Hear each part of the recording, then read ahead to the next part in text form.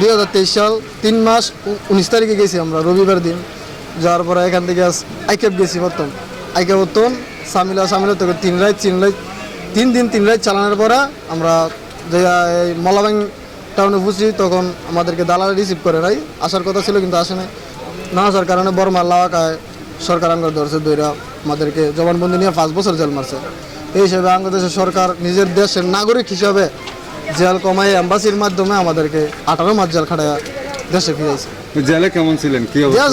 Jail জীবনে এরকম jail মনে কোনো বিশ্বে নাই। বর্মা শহর যেই জেল, শুধু ভাতটা বাদে অন্য কিছু পাওয়া যায় না। ভাতও কি, ভাতের তো শুধু ফুরা হয়, ভালো ভাত ওই জায়গায় নাই বলতে গেলে। বাসা থেকে টেয়া নিয়ে সবাই যতটুকু যায়, যতটুকু পারছে এতটুকু খাইছে, কেউ কম কেউ বেশ, খাইয়ে না খাইয়ে দিন কাটাইছে। এখন দেশে বেরিয়ে আল্লাহর রহমতে অনেক হ্যাপি আমি দেশে বেরছি। আমার ভাই বোন আত্মীয় স্বজন সবাই দেখতে পারবো। আমার ভাই এসে আমার রিসিভ করার জন্য এখন আমি সবথেকে হ্যাপি। আর না, আর জীবনে তো আমি তো যাবো না, কেউ নিষেধ করবো লাইনে যাওয়ার জন্য না। আমি বুট নিয়ে গেছিলাম, বুট নিয়ে যাওয়ার পর আপনার থাইল্যান্ডের বর্ডারে ধরা খাইছি আর কি, মায়ানমার নেভিতে। ওখানে জেলের ভিতর ছিলাম আর কি। গেছি 3.5 লক্ষ টাকা আপনার ঠেকনাফের দালাল আর কি মাধ্যমে, মানে 3.5 লাখ টাকা করে মালয়েশিয়া যেতে চাইছিলাম, মানে মায়ানমার ধরা খাইছি। এটা দুর্ভাগ্য আর কি। তো ওখানে জেলে কি অবস্থায় ছিলেন? জেলের খানা তো অনেক খারাপ, মানে মায়ানমার সব মক্ত, খানা ভালো না। দুটা মাছ দেয়, শুকনা মাছ, ওগুলো খামর দিয়ে খেতে হয়। 18 মাস ছিলাম। 18 মাস পরে দেশে ফিরে আসলাম আর কি। কিছু দিত না, শুকনা মাছে দিত, আর কলা গাছ দিত, কাঁচা কলা গাছের আপনার বলে আছে না, ওগুলো চুলে দিত না। জীবনও যেতাম না, এলাকার কেউ কাউকে যেতে দিত না। এখন তো মানে খুশিতে আছে আর কি দেশে ফেরার পর।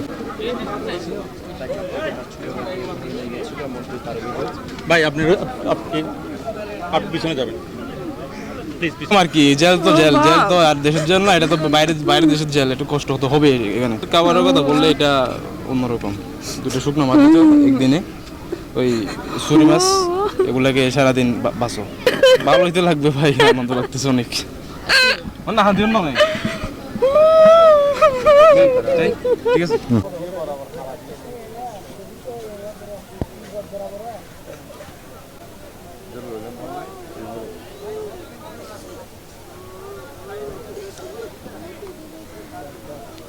অবৈধ হতো মানুষের জাগরে না, মেস্তের আমার তো দালালে লেগেছে। দালালে লেগে তাবতা জিয়ালা দিয়ে দেয়, তো দিয়ে এত জিয়ালা তো তাবতে সারি দিয়ে তাবতে অন্যরা তাবতা গেছে ভাই। আমার খুশি লাগে। 1 বছর 8 মাস ধরে মনে হয় তাবতারা অন্য পারি। জি, আমরা গেছি মনে করো, ওই দালালে আমাদেরকে তুলে দিছে। তারপর তুলে দেওয়ার পরে আমরা গেছি, তারপর বর্ডার করেছে, আমরা ধরা খাইছি। ধরা খাওয়ার পরে আমাদেরকে 5 বছর জেল মারছে। জেল মারার পরে আমরা তো 18 মাস হয়েছে জেলে।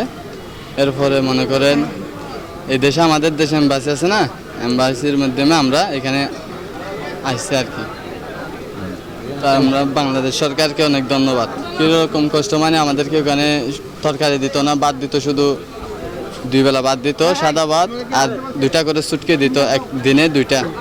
এটা ফুরা খাওয়ান লাগতো, আগুনের মধ্যে দিয়া ফুরা খাওয়ান লাগতো, আর কিছু দিত না।